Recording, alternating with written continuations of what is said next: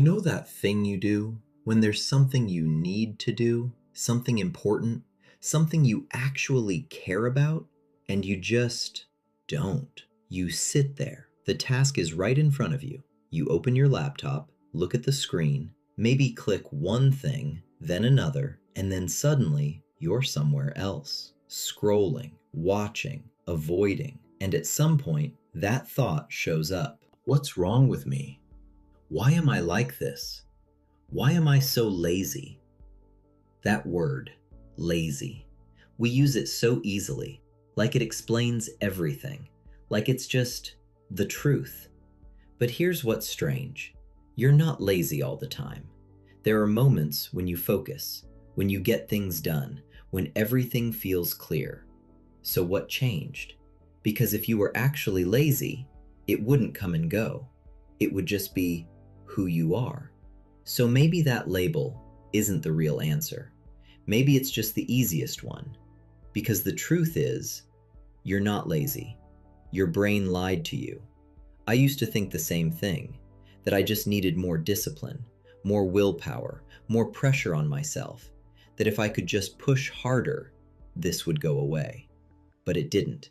It kept showing up. Different task, same pattern. And then I came across something that completely changed how I see this. When you sit down to do something, your brain isn't asking, "Can I finish this?" It's asking something much simpler. Where do I start? Not in a big abstract way, not finish the project or get in shape or fix my life, but what's the first actual move? And if that answer isn't clear, your brain hesitates.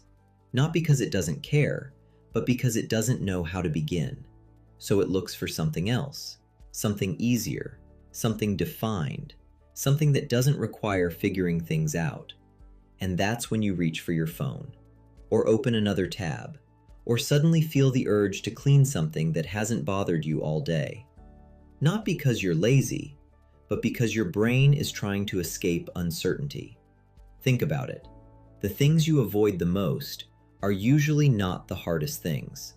They're the least clear. Work on the report. What does that even mean? Where do you start? What's step one? Your brain doesn't see a clean entry point, so it stalls. And that stall gets labeled as laziness. But it's not laziness. It's a starting point problem. There's also another layer to this, and this one matters more than most people realize. When you look at a task and feel that heavy resistance, that subtle dread, that "I just don't feel like it" feeling, your brain is reacting to something, not the task itself, but what the task represents.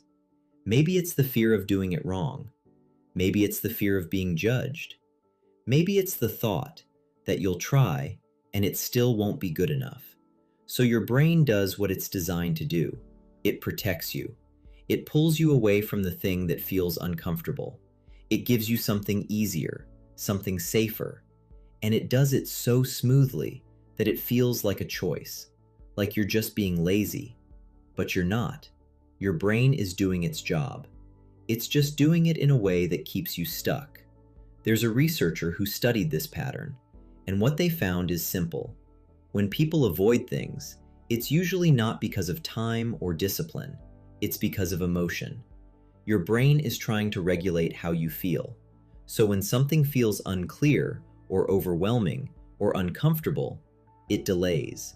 And then it justifies the delay. Tomorrow will be better. I'll feel more ready later. I just need a bit more time. But later never fixes the real problem. Because the problem was never time. It was clarity. It was emotion. It was the lack of a clear, safe first step. And the more you call yourself lazy, the worse it gets. Because that label does something dangerous. It ends the conversation. Once you say, "I'm lazy," you stop asking questions. You stop asking, "What's actually in the way? Why does this feel hard? What am I avoiding here?" The label explains everything and fixes nothing. So here's the shift. And it's small, but it changes everything that happens next. The next time you feel stuck, don't go to the label. Don't say, I'm lazy. Ask a different question. What's actually unclear right now? Because that's usually where the problem is. Is it unclear where to start? Then make the first step obvious. Not write the report, type one sentence. Not go to the gym, put on your shoes. Not fix everything, open the document. That's it. Or maybe it's not clarity. Maybe it's emotion. Maybe there's something about the task that feels uncomfortable, something you don't want to face. Name it. Just say it. I'm scared this won't be good enough. I don't know if I can do this. Something shifts when you do that. The feeling doesn't disappear, but it gets quieter, quiet enough to move. Or maybe it's not clarity or fear. Maybe you're just exhausted, running on empty, trying to push through something your system doesn't have energy for. That's not laziness, that's depletion. And pushing harder doesn't fix that. Rest does. Real rest. Not the kind where your body is still but your mind is racing. The kind where you actually reset. All of this looks like laziness from the outside, but it's not. It's confusion, it's emotion, it's exhaustion. And when you treat it like laziness, you solve the wrong problem. So next time that word shows up, pause for a second, look a little closer, because you're not a lazy person. You're a person with a reason. And once you see the reason, you can actually do something about it. Not perfectly, not instantly, but differently. And that difference is where everything starts to change. You're not lazy. You've just been calling it the wrong thing. And once you stop doing that, you don't need more motivation. You don't need more discipline. You just need a clear first step. And from there, you move, almost automatically. If this felt a little too familiar, that's not an accident. This is what we do here. We find the lies your brain tells you, and we replace them with something you can actually use. I'll see you in the next one.